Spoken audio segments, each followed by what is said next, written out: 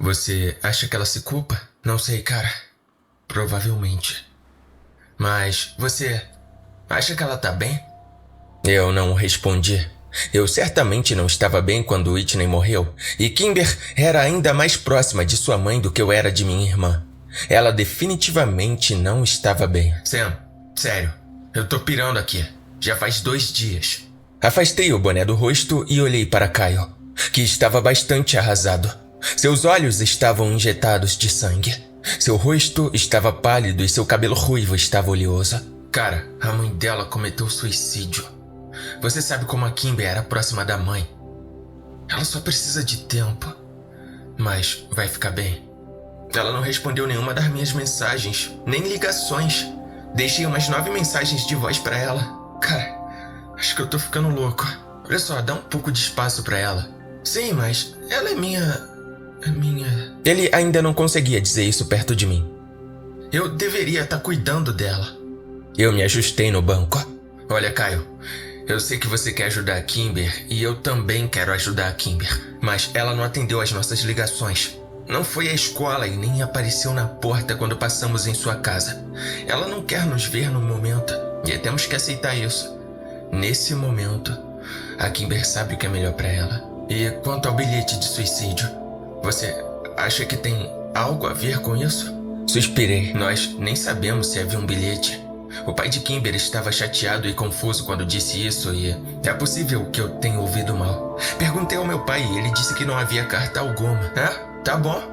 Até porque o seu pai é o farol da verdade, né? Um olhar para Kyle me disse que ele se arrependeu imediatamente de suas palavras. Dei de ombros. Não sei mais no que acreditar.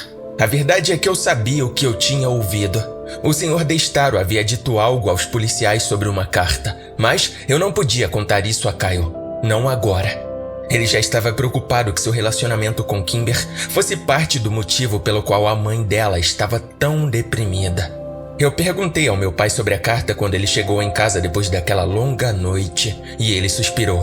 Passou as 2 mãos no cabelo em um gesto de cansaço e disse: Sam, não sei o que te dizer. Anne Destaro não deixou um bilhete de suicídio e essa é a primeira vez que ouço falar disso. Com nossa melhor amiga de luto em nossa investigação suspensa, Kyle e eu estávamos em uma espécie de estado suspenso. Íamos à escola de forma intermitente, faltando às aulas aqui e ali, perdendo as provas de fim de ano e fumando mais maconha do que qualquer um de nós podia pagar. Sem a Kimber para nos orientar e nos manter na linha, estávamos letárgicos, preocupados e irresponsáveis. Eu nunca havia percebido quanto dependia dela.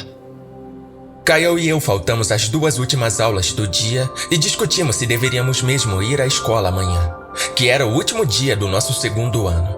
Finalmente, decidimos ir para o 2º período, o que me deixou feliz, pois Kimber apareceu em biologia. A princípio, eu nem a vi. Eu estava com a cabeça apoiada na minha mesa, descansando sobre os braços cruzados, quando senti uma mão suave tocar meu ombro. Virei-me para vê-la ali, parecendo insegura e desconfortável. Dei-lhe um meio sorriso e a puxei para um abraço. Mas não foi um abraço Kimber super confortável e nem um pouco estranho. Foi um abraço mais longo e mais fraco, e me senti tão protetor nele que fiquei triste quando acabou. Como você tá, Kimber? Perguntei quando ela finalmente me soltou. Kimber enxugou uma lágrima de sua bochecha. Eu tô bem. Ela me deu um sorriso vacilante e eu sabia que não era verdade. Eu a envolvi em outro abraço rápido, enquanto Phoebe Granger nos olhava com cara de nojo. Você já viu o Kyle? Não. Eu tenho aula com ele no próximo período. Ele tá preocupado com você. Eu sei. Disse ela, baixando os olhos para o chão. As coisas têm sido muito difíceis para mim em casa. Tá tudo bem? Eu disse. Tamo aqui para o que você precisar. Sim, era isso que eu esperava. O que você precisar, tá bom? Como era o último dia de aula, nosso professor, o Sr. Founder, ficou feliz em devolver os testes corrigidos e nos deixou fazer besteira o resto do período.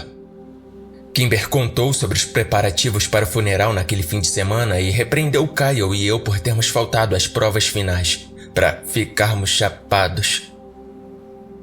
Quando o sino tocou, pude ver que Kimber estava animada e nervosa para ver Kyle. Enquanto arrumávamos nossas mochilas, assegurei a ela que Kyle não estava bravo, só estava preocupado com ela. Ela jogou a bolsa por cima do ombro, endireitou a mandíbula e assentiu.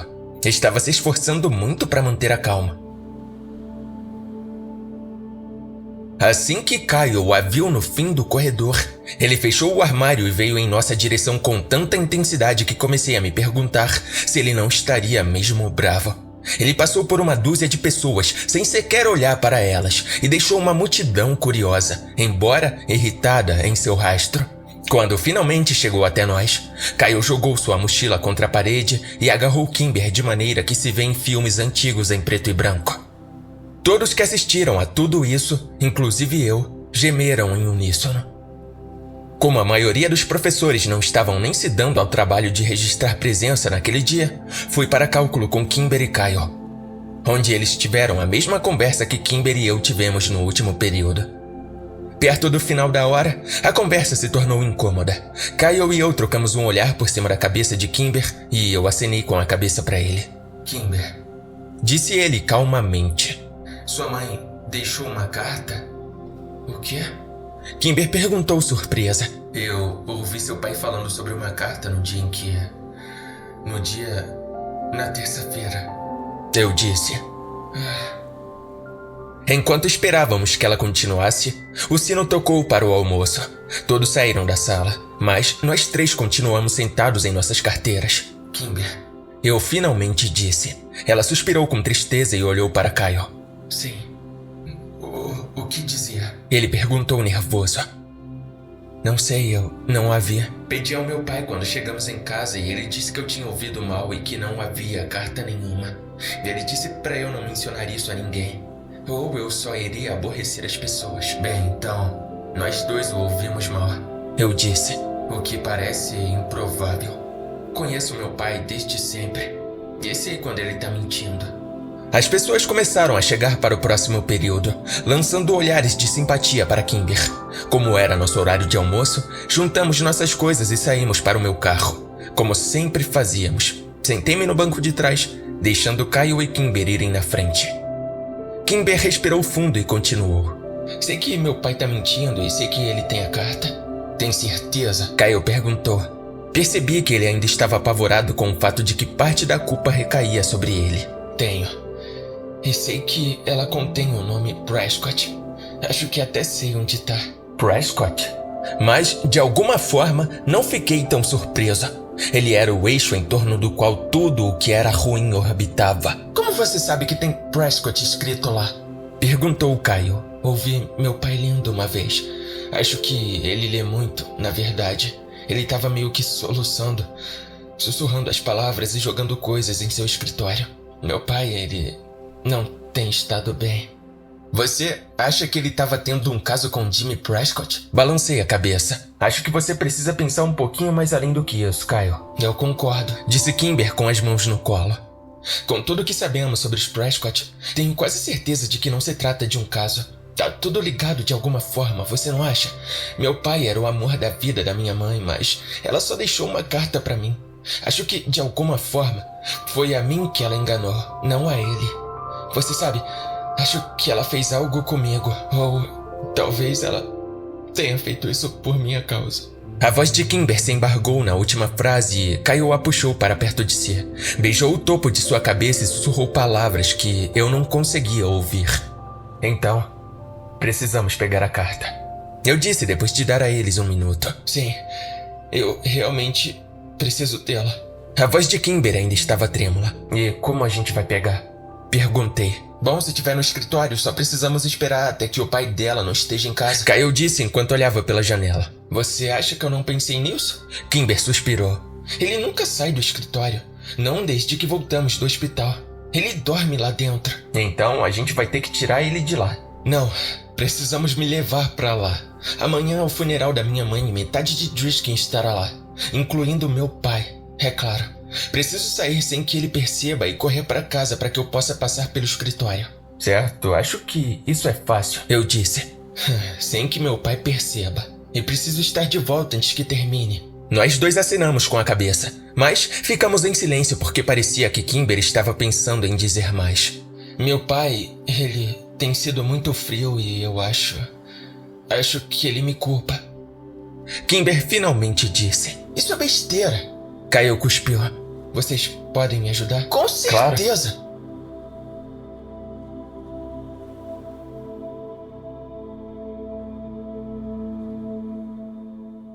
Esse episódio foi uma produção de Mix Labs.